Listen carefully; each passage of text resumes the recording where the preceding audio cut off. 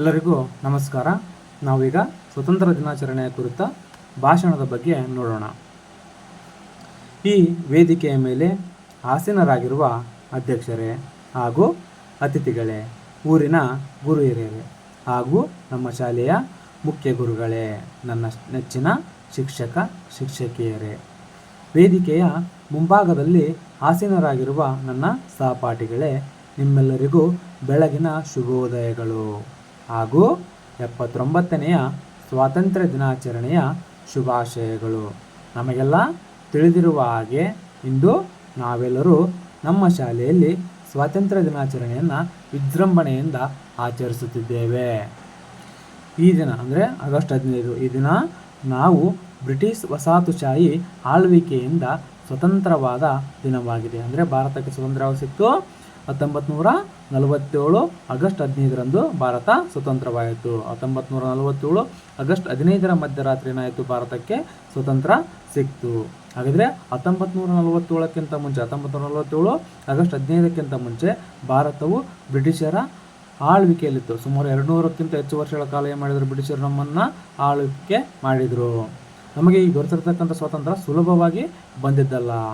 ಭಾರತಕ್ಕೆ ಸ್ವತಂತ್ರವನ್ನು ತಂದುಕೊಡುವಲ್ಲಿ ಹಲವಾರು ಮಹಾನ್ ವ್ಯಕ್ತಿಗಳು ಮತ್ತು ವೀರ ಮಾತೆಯರ ಹೋರಾಟ ಆಗಿರ್ಬೋದು, ತ್ಯಾಗ ಆಗಿರ್ಬೋದು, ಬಲಿದಾನ, ಇದರ ಒಂದು ರೂಪವಾಗಿ ನಮಗಿಂದು ಸ್ವತಂತ್ರ ಅಂತಕ್ಕಂಥದ್ದು ದೊರಕಿದೆ ಅಂತ ಹೇಳ್ಬೋದು. ಭಾರತಕ್ಕೆ ಸ್ವತಂತ್ರವನ್ನು ತಂದುಕೊಡುವಲ್ಲಿ ಹೋರಾಟ ಮಾಡಿರ್ತಕ್ಕಂಥ ಪ್ರಮುಖ ವ್ಯಕ್ತಿಗಳ ಹೆಸರನ್ನು ನೋಡ್ತಾ ಹೋದರೆ ಸುಭಾಷ್ ಚಂದ್ರ ಬೋಸ್ ಅವರಾಗಿರ್ಬೋದು, ವಿ.ಡಿ. ಸಾವರ್ಕರ್ ಅವರಾಗಿರ್ಬೋದು, ಭಗತ್ ಸಿಂಗ್ ರವರಾಗಿರ್ಬೋದು, ಚಂದ್ರಶೇಖರ್ ಆಜಾದ್ ಅವರಾಗಿರ್ಬೋದು, ಸರ್ದಾರ್ ವಲ್ಲಭಭಾಯಿ ಪಟೇಲ್ ರವರಾಗಿರ್ಬೋದು, ಲಾಲ್ ಬಾಲ್ ಪಾಲ್ ರವರಾಗಿರ್ಬೋದು, ಮಂಗಲ್ ಪಾಂಡೆ ಅವರಾಗಿರ್ಬೋದು, ಮಹಾತ್ಮ ಗಾಂಧೀಜಿ ಅವರಾಗಿರ್ಬೋದು. ಕೇವಲ ಸ್ವತಂತ್ರ ತಂದುಕೊಡುವಲ್ಲಿ ಪುರುಷರು ಮಾತ್ರ ಇದ್ರಾ? ಇಲ್ಲ, ಅಲ್ಲಿ ಮಹಿಳೆಯರ ಪಾತ್ರನೂ ಇತ್ತು. ಆ ಮಹಿಳೆಯರನ್ನು ನೋಡ್ತಾ ಹೋದಾಗ ಝಾನ್ಸಿ ರಾಣಿ ಲಕ್ಷ್ಮೀಬಾಯಿ, ಯಾರು? ಝಾನ್ಸಿ ರಾಣಿ ಲಕ್ಷ್ಮೀಬಾಯಿ, ಕಿತ್ತೂರು ರಾಣಿ ಚೆನ್ನಮ್ಮ, ಅನಿ ಬೆಸೆಂಟ್ ಮುಂತಾದವರು ಇಲ್ಲಿ ಭಾಗವಹಿಸಿದರು. ಈ ಎಲ್ಲ ಮಹಾನ್ ವ್ಯಕ್ತಿಗಳು ಮತ್ತು ವೀರಮಾತೆಯರ ತ್ಯಾಗ ಬಲಿದಾನದ ರೂಪವಾಗಿ ನಮಗಿಂದು ಸ್ವಾತಂತ್ರ್ಯ ಅಂತಕ್ಕಂಥದ್ದು ದೊರಕಿದೆ. ನಾವೆಲ್ಲ ಇಂದು ಇಷ್ಟು ಸುಂದರವಾಗಿರತಕ್ಕಂಥ ಜೀವನವನ್ನು ನಡೆಸ್ತಾ ಇದ್ದೀವಿ, ಸ್ವತಂತ್ರವಾಗಿದ್ದೀವಿ, ಮೂಲಭೂತ ಹಕ್ಕುಗಳನ್ನು ಕೂಡ ನಾವು ಇವತ್ತು ಹೊಂದಿದ್ದೀವಿ ಅಂತಂದರೆ ಇದಕ್ಕೆ ಕಾರಣ ಆ ಎಲ್ಲ ಮಹಾನ್ ವ್ಯಕ್ತಿಗಳು ಮತ್ತು ವೀರಮಾತೆಯರ ಹೋರಾಟ, ತ್ಯಾಗ, ಬಲಿದಾನವೇ ಕಾರಣ ಅಂತ ಹೇಳ್ಬೋದು.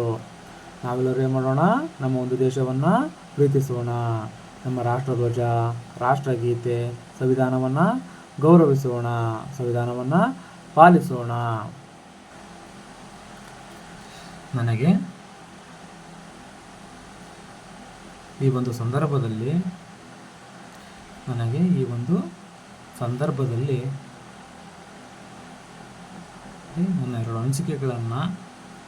ನನ್ನ ಎರಡು ಅನಿಸಿಕೆಗಳನ್ನು ಅಥವಾ ನನ್ನ ಅನಿಸಿಕೆಗಳನ್ನು ವ್ಯಕ್ತಪಡಿಸಲು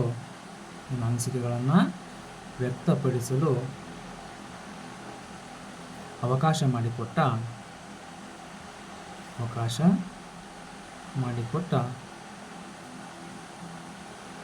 ತಮ್ಮೆಲ್ಲರಿಗೂ ಧನ್ಯವಾದಗಳನ್ನು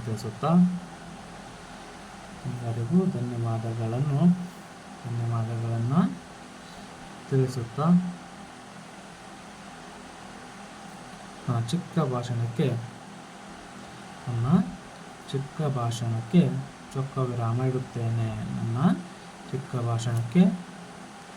ಚೊಕ್ಕ ವಿರಾಮ ಇಡುತ್ತೇನೆ. ಜೈ ಹಿಂದ್, ಜೈ ಕರ್ನಾಟಕ ಮಾತೆ. ಜೈ ಹಿಂದ್, ಜೈ ಕರ್ನಾಟಕ ಮಾತೆ. ಜೈ ಕರ್ನಾಟಕ ಮಾತೆ.